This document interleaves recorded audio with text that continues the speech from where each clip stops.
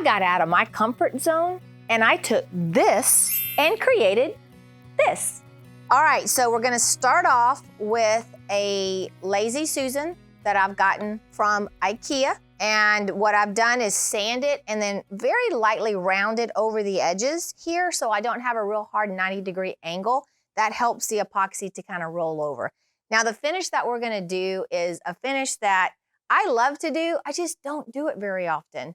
And I should because they're so much fun. It's called a swipe. So we're gonna start off with our epoxy tinted white, and I'm using the Color Passion white. I got a little bit of something in there, but that's okay. All right, heat it up a little bit. And we'll spread that out. I'm doing about 3 ounces per square foot of epoxy. You just want to get this all spread out nice and even. Make sure that you go over your edges. Take your fingers, wrap them around the bottom so that epoxy rolls not only over the edge, but under the bottom, and it'll give you a really pretty finish. Make sure you get epoxy on those edges because epoxy likes to flow where there's already been epoxy. So by putting that over the edge, we're gonna help that epoxy flow and we won't have surface tension on our edges. All right, we'll come back, pop our bubbles.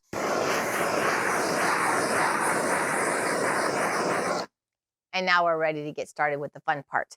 The colors that we're gonna be using are from Color Passion and Just Resin. Deep purple. And this is so pretty because it almost has an interference of a black, meaning it looks purple, but it has that hint of a black when it's turned a different way. So we're gonna use that one. We're gonna come in with Color Passion Black and Color Passion Deborah's Shimmer. All right, really pretty bold colors. My favorite color though.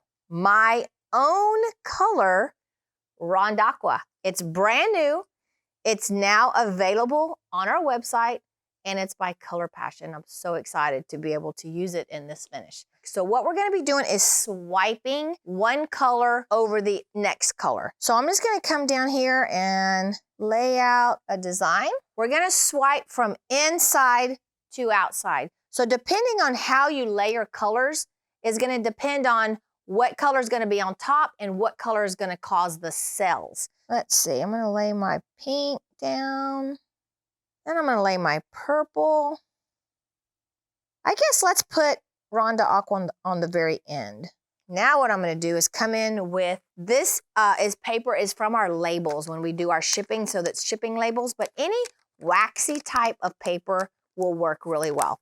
And then I like to kind of bring it out so it doesn't have a real big curl on it. And you can do smaller amounts too. If you don't want to do a real big piece, you can do a smaller amount. All right, so I'm gonna take my paper and I'm gonna let it kind of sit and absorb, and then I'm not pushing at all. I'm just taking that paper and swiping it. And then as I get to the end, I kind of turn it. Oh, that's awesome. Okay, so I change papers every time I do it. Now, I am not the master of this, and there are so many people out there that are so much better than me at doing this, but I love this technique. It's so much fun. And my friend Erica with Artist Till Death, she kind of taught me how to do this. So, like I said, this is just fun for me. Remember, don't push down too hard. Oh, that's pretty. So now we're going to start kind of swiping. The colors are going to kind of change a little bit because I'm going to be swiping over all of these colors. And then I'm going to bring it up. I kind of like that, those hard colors right there. We may play with that and do something with that in just a minute. All right, so when you hit it with the heat, you notice we're going to start getting some cells. And those cells are going to continue to grow. Ooh, I think that's way cool. All right, so now what do we want to do?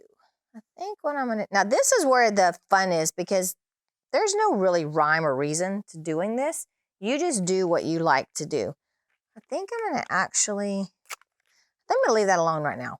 We're gonna go over here. I think I'm gonna lay down my pink and I'm gonna lay my purple and my Rondaqua. No, I will put some more black down there. All right, warming it up just a little bit.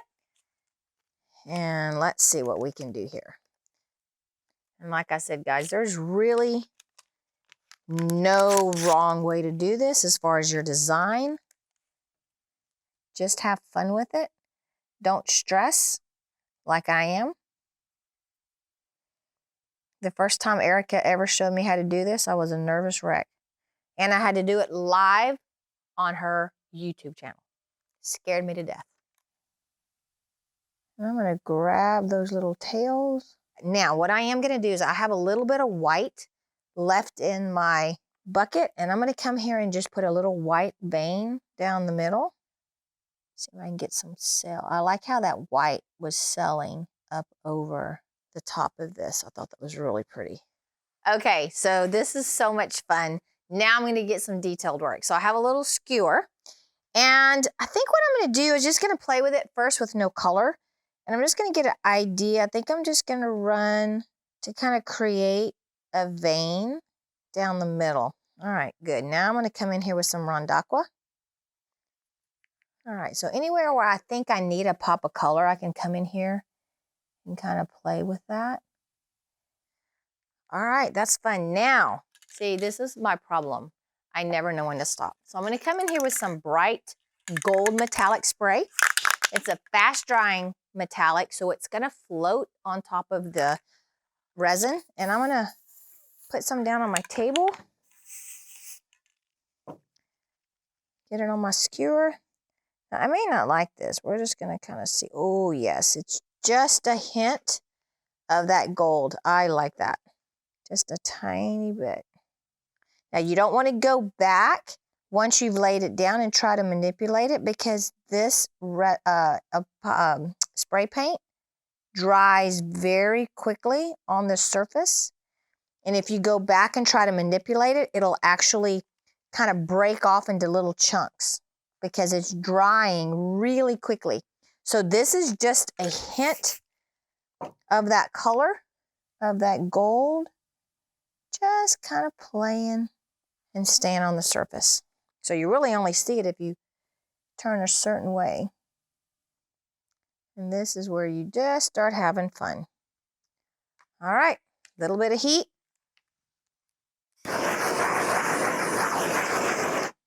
Now you want to be really careful and not add too much heat. If you add a lot of heat, your epoxy will move, your cells will grow, and then they'll dissipate. So just enough heat to pop those bubbles, and you'll start getting those cells. All right, guys.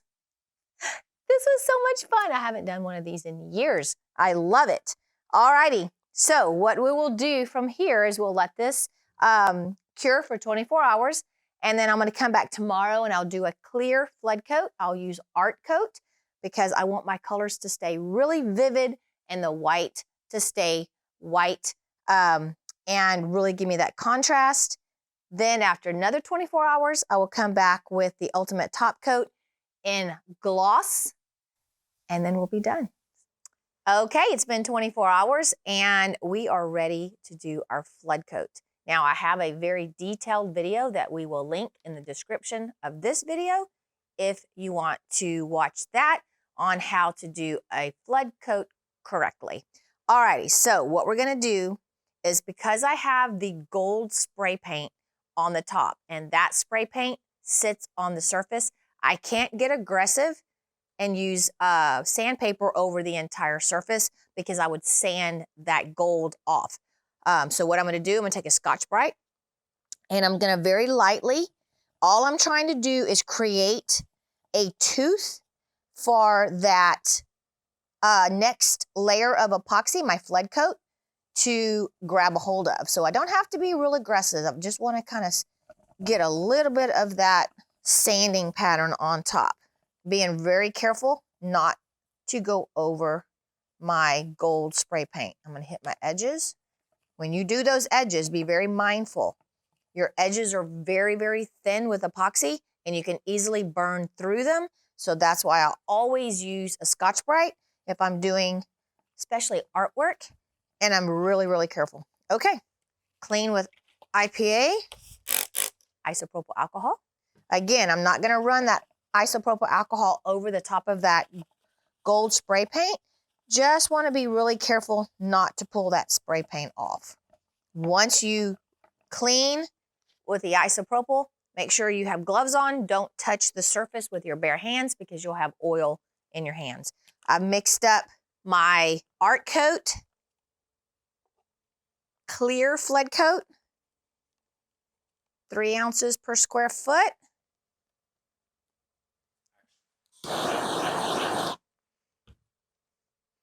Those of you that have watched me, you know I do a lot with my hands. I don't use a brush to chop my flood coat. You can. To me, it's especially on smaller projects, it's just easier and more cost efficient. And I know for sure I won't get a brush bristle. On bigger pieces, countertops, where I'm doing a really large area, I'll use a trowel. I may use a chop brush just to kind of help me mix everything really well. But I do like to use my hand. All right, again, I'm taking my fingers and I'm pushing that epoxy over the edge, up underneath. All right, guys, so we've done the flood coat. It looks amazing. I'm gonna torch it 3 times, waiting about 3 to 5 minutes between the torching to get all the bubbles out. And at that point, I'm done. If you decide that you wanna do the ultimate top coat, that would be perfect. I do have a video. We'll link it in the description of this video on how to mix and apply the ultimate top coat. But for me, I love this. I think I'm gonna leave it just like that. All right, guys, let me know in the comments if you like this or not. And give me a thumbs up. Subscribe to our channel. We're gonna hit 100,000 this summer, I'll bet, with your help. Click the bell for future notifications. That way you guys know every single time we go live or we post another video. Alrighty, guys, until next week, remember, don't be scared, move forward, and be creative.